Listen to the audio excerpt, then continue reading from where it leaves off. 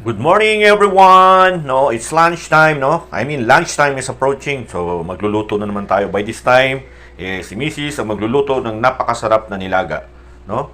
Meron siyang repolyo at saging. Ang tawag namin dito, guys, sa aming mga Tagalog is hindi nilaga Kutsero kasi meron siyang mais na puti, no? Dilaw. Tingnan natin sweet corn. So, ayan nga guys, kasama siya dun sa sinisimmer nating buto-buto ng baboy, no? Yun yung nabili natin minsan dun sa palengke. Ngayon pa lang mailuluto gawa ng lagi tayong busy at walang time magluto gawa ng nauuna nating puntahan yung mas importante. Marami tayong dapat isaalang-alang muna at nauuna yung tinatawag na prioridad sa buhay, no? Kaya ito, back to na naman tayo sa pagluluto. So, habang abala tayo sa pagluluto, guys, dumating ang parcel ko, no? May parcel na naman tayong dumating. We'll be opening this one in front of you in order for you to witness kung anong meron tong parcel. Actually, alam ko tong laman. Ito yung parts ng Honda na binabago ko. Kasama sa babaguhin kasi parang medyo luma na, no? Luma na yung dati. So, babaguhin natin. Tara, buksan natin. So, yan na, guys. Sama na rin natin ito sa vlog.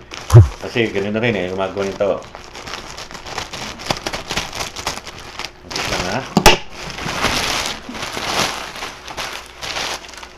So ito nga yun, guys. I'll be opening. Shock to, guys sa likod. Luma na, siyempre. Tapos yung mga luma, ang gagawin natin, overhaul natin. May time gagawa tayo ng pambukas ng shock, tapos kukulayan natin. Nagagamit po yun, guys, tatabi natin nagagawa ng mga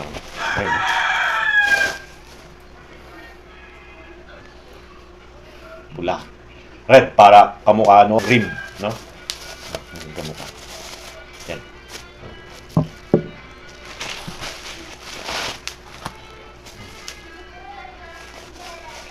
Thank you for watching. See you on my next video. Rock and roll.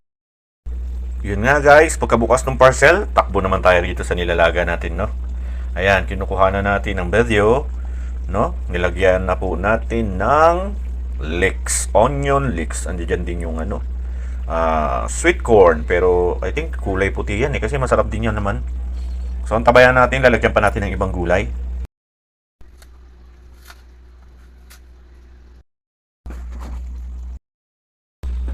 Guys, nilagay na natin yung saging saba. Nilagay na ng asawa ko siya kasi ang nagluluto ngayon, no? Masarap to sigurado kasi siya ang nagluluto. Tapos meron siya mamaya ng kalamansi. Mainam na mainam to. Lalagyan pa yan, guys, mamaya ng celery. Wait lang. So yan, guys, nailagay na yung celery, no? Kasasabi ko lang nailagay na.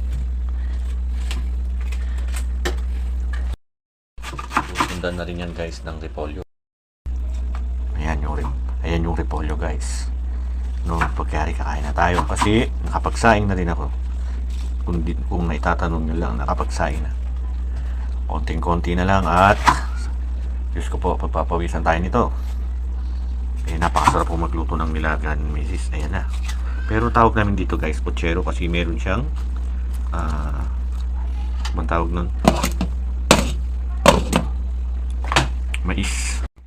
So, yun na nga, guys, ang tabayanan nyo. Maghahain na ako o maghahanda na ako ng kakainin natin at sama-sama natin pagsaluhan ng nilaga na niluto ni Mrs. No? Thanks for watching. See you on my next video. Rock and roll. Kainan na! Ito lang ang masarap sa lutong bahay, guys. One to sawa, tsaka napakarami, no? At tsak na malinis. Sayang, guys, wala si Pinsan. Paborito ni Pinsan tong luto na to, Wala siya. Thanks for watching. See you on my next video. Rock and roll.